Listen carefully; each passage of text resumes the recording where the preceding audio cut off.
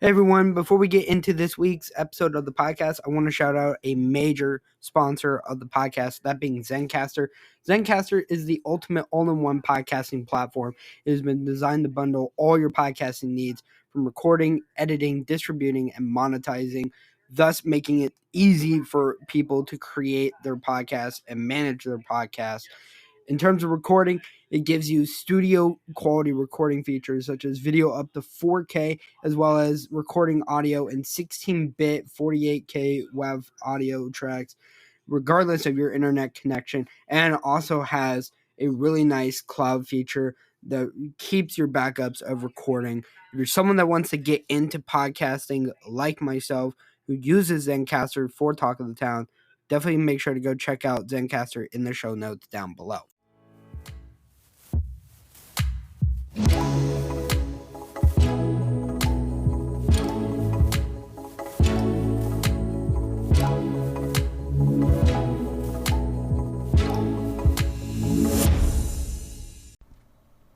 Hey everyone, welcome to Talk of the Town. This is a podcast where we talk about all things media, creators, business, and more.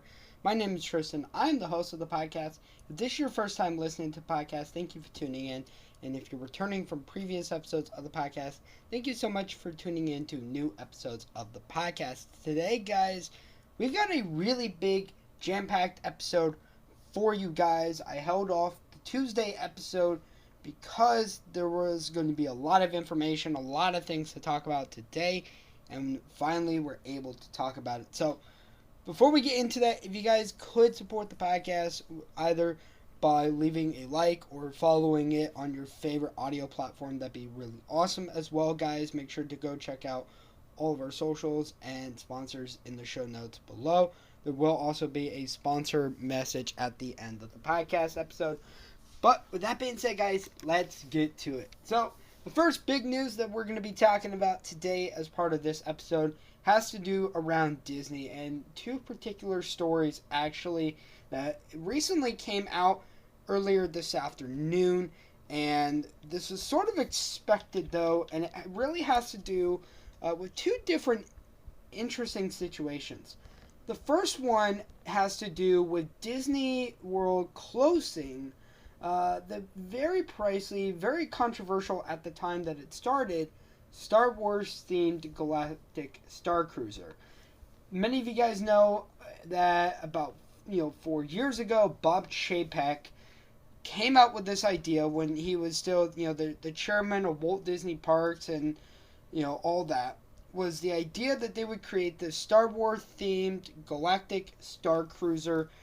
And while it was one of their most creative projects, it was certainly one of the more controversial things that came out of Disney over the last few years, because it was a very expensive experience for Disney, and especially for Disney World, right?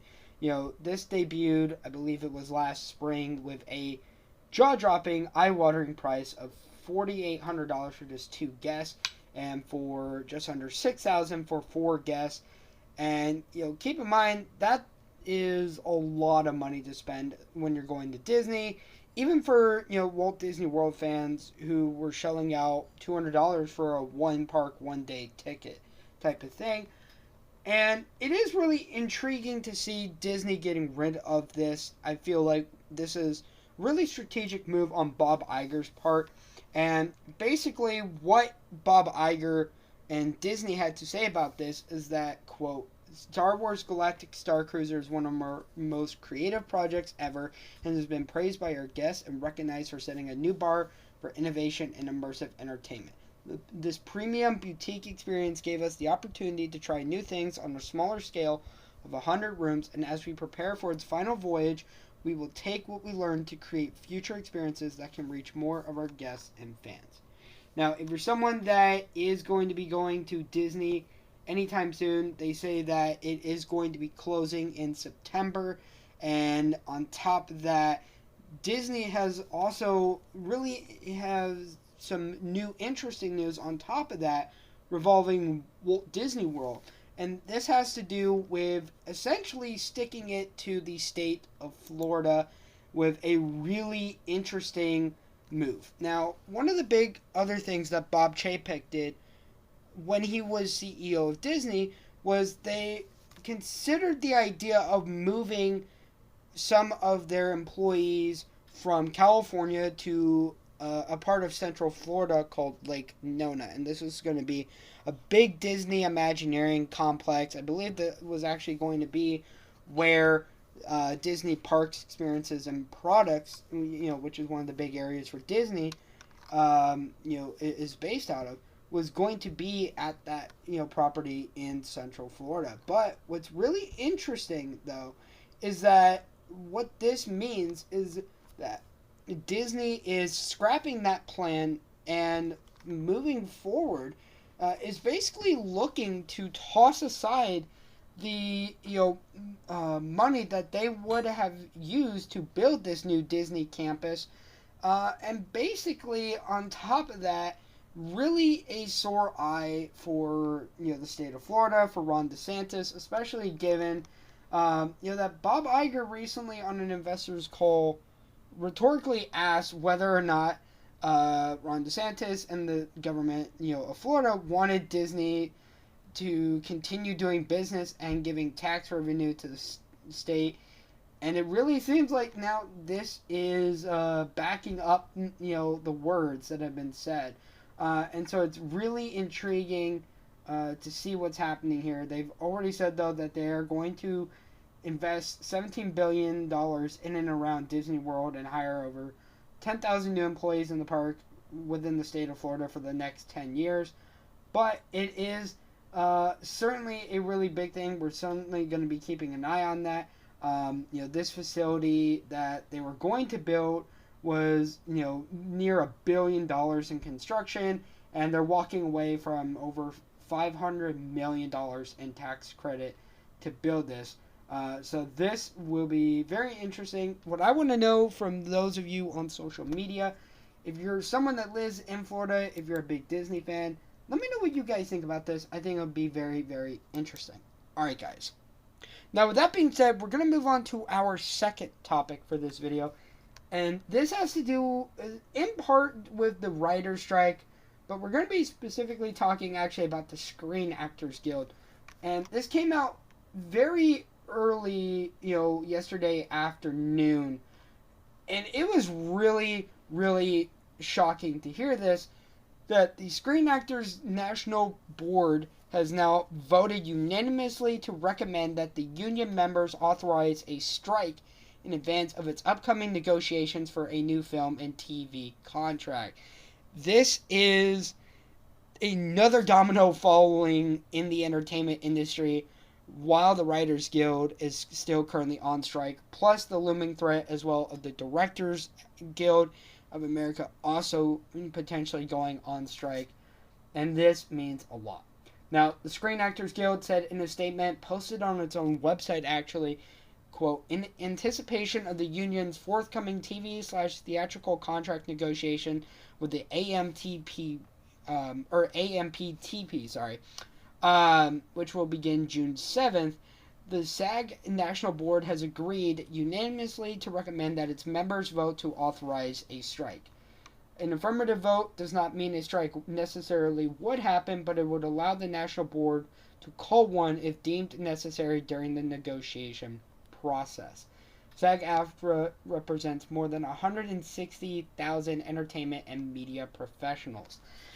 This is very, very bad, concerning also, if you think about it, the Screen Actors Guild, SAG-AFTRA, has not struck in the film and TV industry since, at least the 1980s. It was a 3-month walkout, and since then, it has really looked intriguing. Postcards are going to be sent to eligible members on May 18th with instructions on how to vote, and the voting will close on June 5th. If I was a executive in the entertainment industry right now, I would be sleeping with one eye open, because at this point it is really not looking good for a lot of these studios that are now having to basically sort of strike-proof their programming. We're seeing this happening with ABC, with CBS, the CW, NBC, and even some of the other broadcasts and cable channels are having to bulk up on acquired content, reruns, things of that nature. Really saddening to see this happening. I hope it doesn't get to that point, but I understand that if it does, this is certainly, something that was going to happen no matter what. So we'll definitely keep an eye on that. I think it'll be very intriguing to see what happens moving forward. Alright, guys. Now, getting into our third main topic, this is something that was brought to me, actually, that I thought was really intriguing, and it has to do with YouTube TV and doing something that is a little bit traditional television, if I might say, by essentially going and creating the ability for non-skippable 30-second ads on the YouTube TV platform. And I actually am really intrigued by how this would work. We've obviously seen this push with streaming services like Hulu with live TV and Sling, and now, as well, we're seeing this happening with YouTube, where this is happening. And I think it's a very intriguing thing to see happening. We're also seeing the fact that YouTube TV has recently come out with a really interesting, price increase from $65 up to $73. So I think it's very intriguing what's happening with YouTube TV. I think that this is actually a pretty genius idea as far as advertising goes. It will be intriguing to see, though, because with YouTube, a lot of people are used to paying YouTube Premium, though, to not have ads on videos. And now I wonder what's going to happen with having these unskippable 30-second ads on your TV. And they basically say that, these will appear in place instead of 2 consecutive 15-second ads. And it'll also show ads when you pause videos. So that will be very, very intriguing. 30-second ads are going to be available to advertisers via the YouTube Select advertising platform, which targets the top 5% of YouTube content. And then, from there, they said that they're also going to be testing ads that, like I mentioned, are going to appear when someone pauses a video on a connected TV. It's something that Hulu did. So it'll be very intriguing. But basically, they really see this as a interesting way of growing advertising, and also realizing that a lot of people aren't really going to care. So I want to know what you guys think. Is this something that you guys are going to be upset about? Do you use YouTube TV? Let me know what you guys think on social media as well. Alright, guys.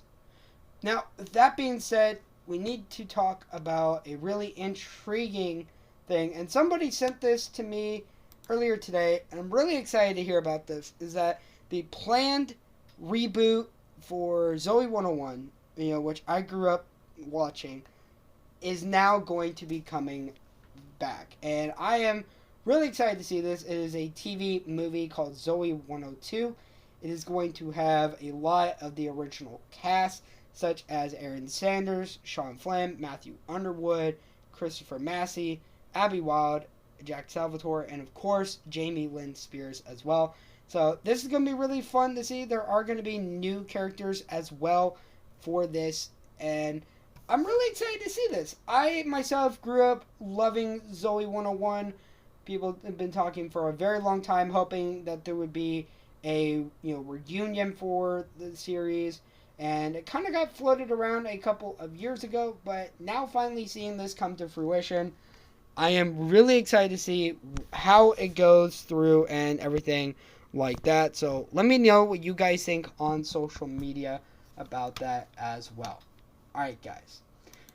That being said, we need to talk about the giant elephant in the room. It is upfront season for television, which means that a lot of cancellations, a lot of renewals, a lot of heartbreak, and a lot of new things are coming to the airwaves starting in the summer and fall seasons.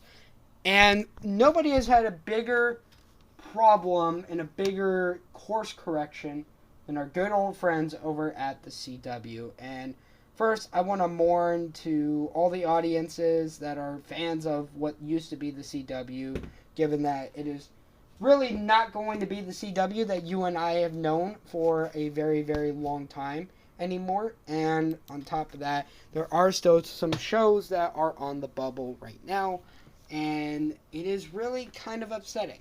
Now, the reason why we're talking about the CW specifically is because the upfront and the press conference for the CW happened earlier today, and a lot of people talked about it on social media, but there's a lot of new information that has come out from Brad Schwartz, the president of entertainment at the CW, as well as also Dennis Miller, not the comedian, but the president of the CW overall.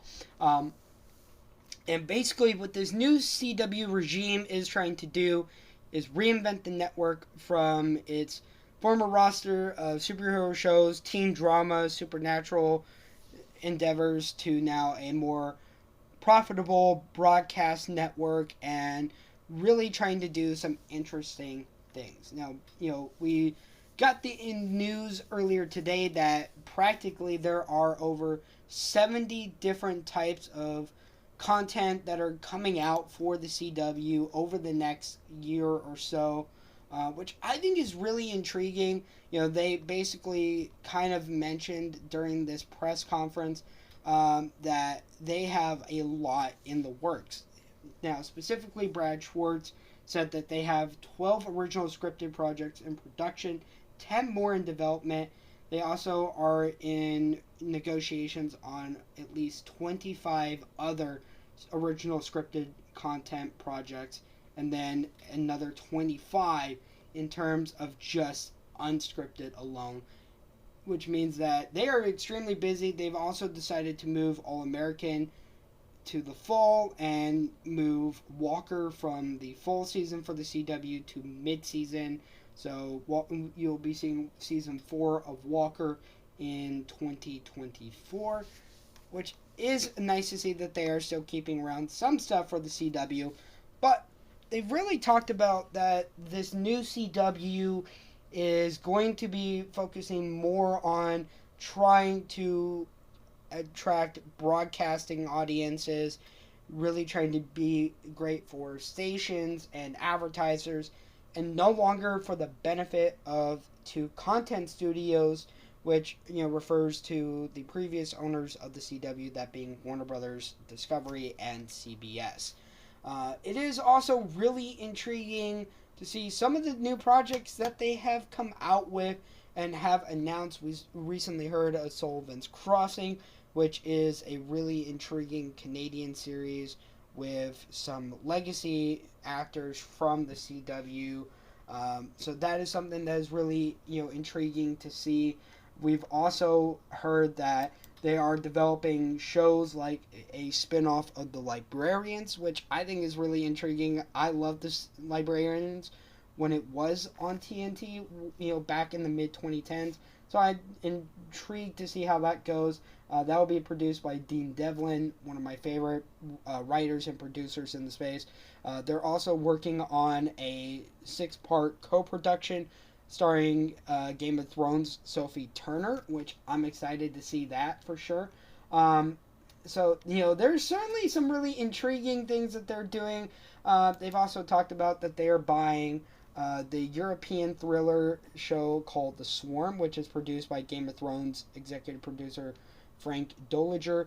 So definitely some really intriguing things across the board. They also did talk about a lot of the interesting unscripted content that they're going to be doing. I don't want to get into much of that because unfortunately a lot of people never really liked unscripted or acquired content from the CW. Traditionally, the way that the CW always sort of used acquired programming was as a way to essentially really sort of create filler for, the broadcast schedule. And, that's something that Brad Schwartz did really, get annoyed by. I know Dennis Miller as well was annoyed by that, basically saying that, programs like Professionals that had Brendan Fraser were not marketed or priorities for the network, whereas now that they will be. Brad Schwartz did say some interesting things, though, about the CW. Basically saying that a lot of the shows that we all love from the CW, like, for instance, Superman and Lois, All American Homecoming, Gotham Knights, The Winchesters, these were hallmarks of the CW for a long time, as he's recently said. And frankly, as much as we all love them, he said that they had their time and that they're not working on linear. The thing about the CW is it really catered to a younger audience that didn't really need to always go watch the newest episode on TV.